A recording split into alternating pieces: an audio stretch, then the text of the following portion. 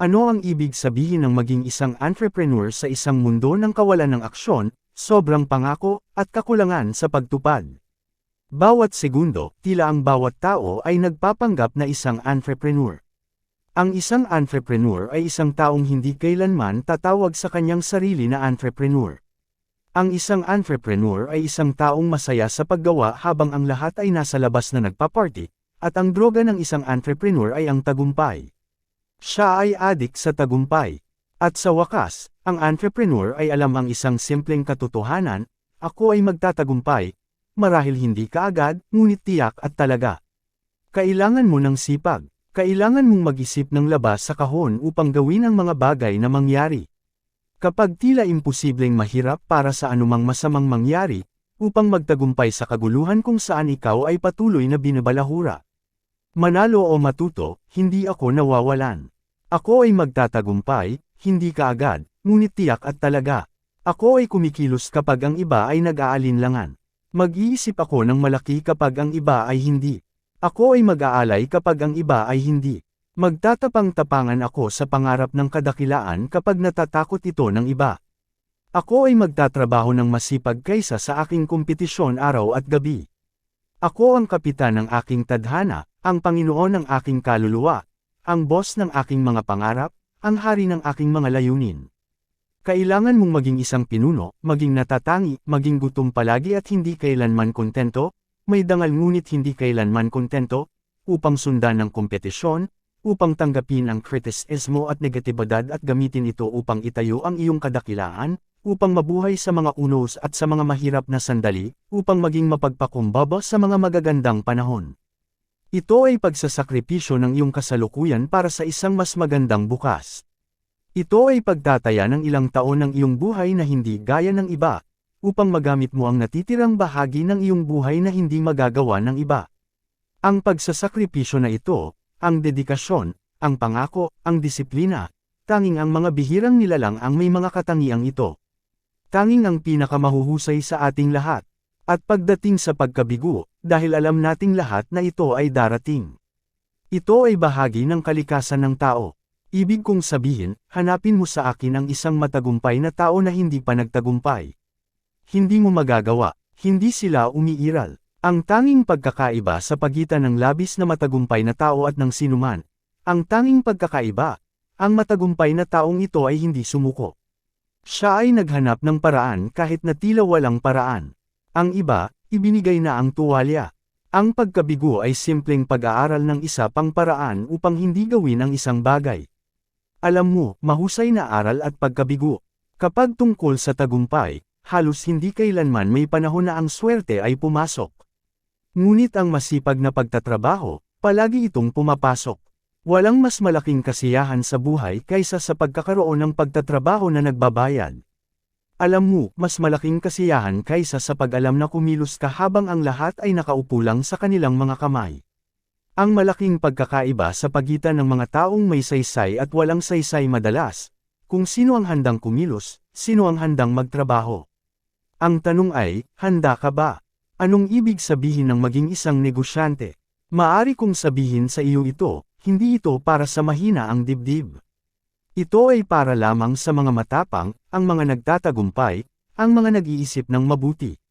Ang pagiging negosyante ay para lamang sa mga matatag.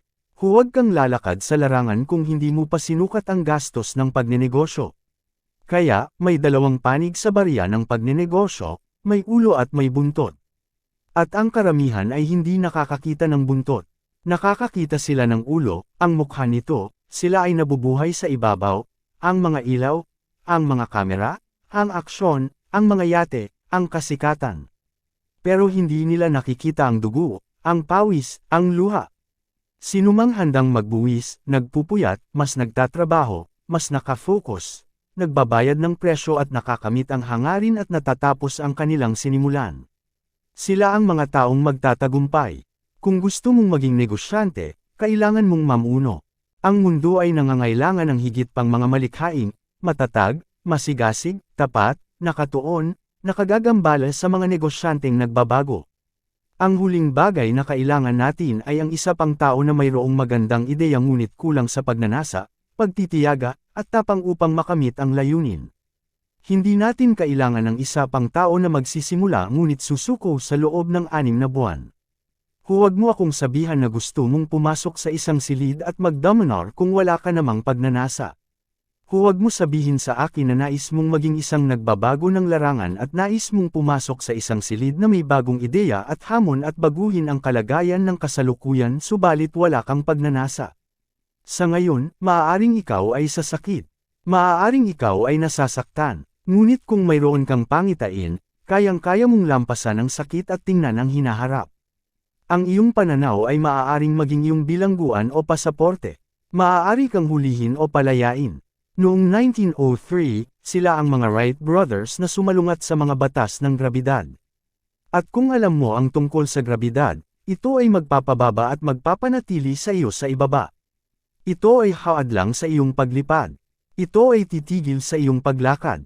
Kung naniniwala ka sa isang bagay, sa talinghaga, ang grabidad ay magpapababa sa iyo. Ito ay magpapahinto sa iyo, at ito ay haamon sa iyo. Ang iyong pananaw ay maaaring maging iyong bilangguan o iyong eroplano. Hindi ko alam kung ikaw ay tulad ko, ngunit sa araw na ito, ako ay nagpasya na sumalungat sa mga batas ng grabidad. Ang unang matagumpay na sasakyang mas mabigat kaysa hangin ay idinisenyo at itinayo ng mga Wright brothers. Sila ay lumipad ng 4 na beses noong 17 ng Desyembre taong 1903, malapit sa Kitty Hawk, North Carolina, mga 4 na milya, sa tingin ko. Ang posibilidad ay kapalaran, at ito ay takot na nagpapanatili at nagtuturo sa atin sa espiritu ng imposibilidad.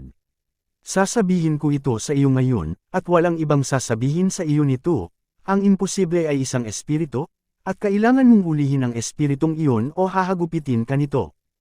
Ang imposibilidad ay katulad ng isang palanggana ng soda, ang madaling paraan, ang landas ng pinakakaunting resistensya, dahil sabihin na ang isang bagay ay imposible ay ang pag-urong, ang pagbibitiw, ang pagpuno ng iyong baso ng mga dahilan. Masarap ito, ngunit hindi ito comfortable sa iyong pakiramdam habang pumapasok sa iyong sistema. Upang alisin ang 2 titik ay ang lakas ng iyong pag-iral, ang nagbabalik na pananampalataya sa pag-asa sa iyong dibdib, at ang pagbibigay daan sa iyong puso na tumibok. Kailangan mong baguhin ang kodigong ito, kailangan mong baguhin ang script.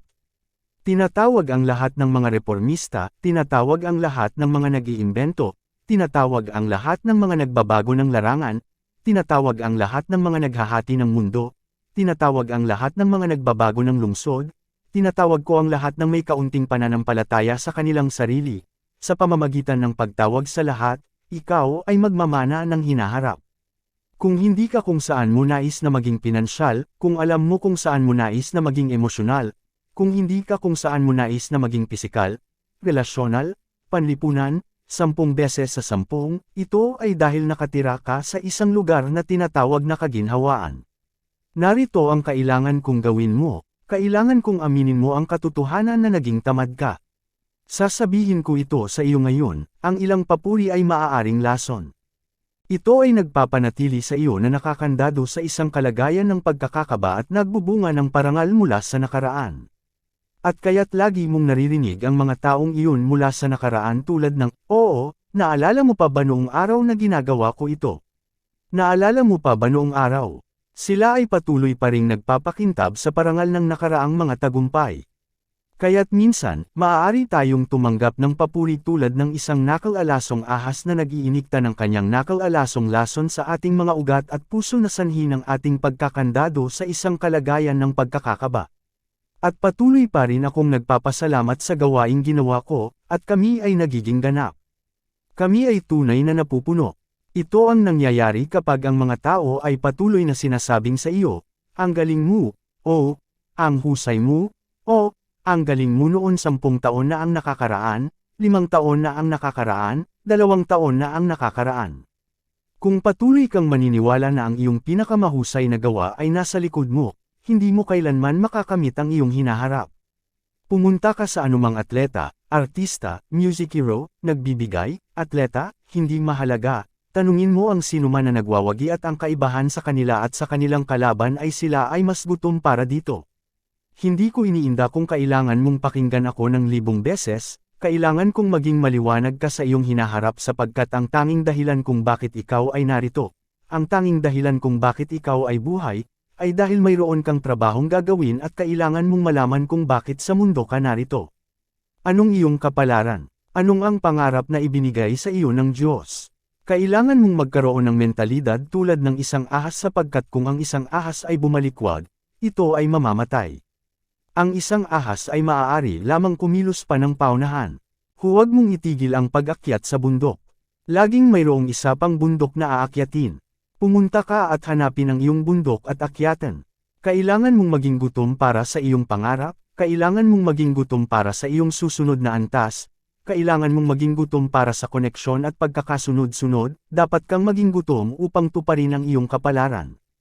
Ang gutom ay hindi isang ideya, ang gutom ay hindi isang emosyon, ang gutom ay isang pamumuhay. Hindi ako kailanman puno, ito ako araw-araw, buong araw. Ako'y gutom sa pag-aaral, dapat kang gutom sa pagbasa, dapat kang gutom sa pag-unlad, dapat kang gutom sa pagpapakita ng kung ano ang nasa iyong isip. Kapag puno ka, hindi ka makakatanggap. Kapag puno ka, nawawala ang iyong pananaw. Kapag puno ka, naging tamad ka. Kapag puno ka, nagsasayang ka ng panahon. Kapag puno ka, natutulog ka. At kailangan kong makarating ka sa punto kung saan hindi ka na natutulog. Kailangan ko ang kawalan ng katiwasayan na maging ang bagong norma mo. Kung hindi ka nai-inconvenience araw-araw, kailangan mong ma-inconvenience araw-araw. Kailangan kita sa labas ng iyong komportableng lugar kung nais mong manalo sa laban para sa iyong hinaharap.